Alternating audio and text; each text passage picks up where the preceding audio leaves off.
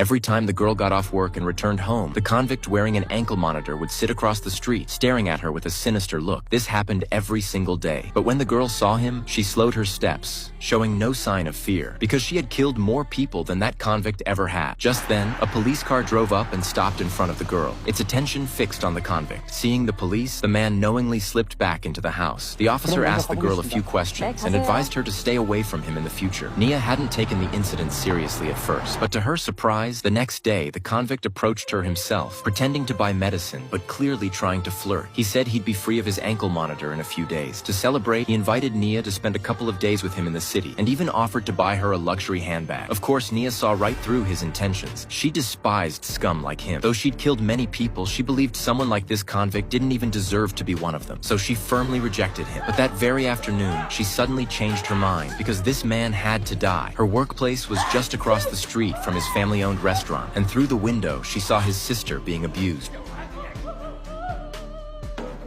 아리식당 사장님도 참... 너 동생한테 맞으면서 저러고 어떻게 살아? To make him stop, Nia decided to go across the street and eat at the restaurant. Having a customer show up would force him to stop hitting his sister. When the sister came out to serve the food, her face was covered in bruises. Trying to win Nia's favor, the convict even offered her a fish dish, something no other customer got. From then on, he grew more outrageous. Every time Nia dined at his restaurant, the convict would sit at the door and deeply inhale her scent, wearing an exaggerated, blissful expression, as if dying to claim her on the spot. That very night, the man was drinking beer in front of Nia's house. She happened to see him from the window. When she came out with a flashlight, she found the ground littered with cigarette packs and beer cans. It was clear he'd been watching her for quite some time. At that moment, two old men passed by. They were regular hunters and frequent patrons of the convict's restaurant. During their chat, Nia learned that the restaurant was about to close because the sister planned to sell it and leave the money to her brother. Upon hearing that, Nia made up her mind. This man had to die.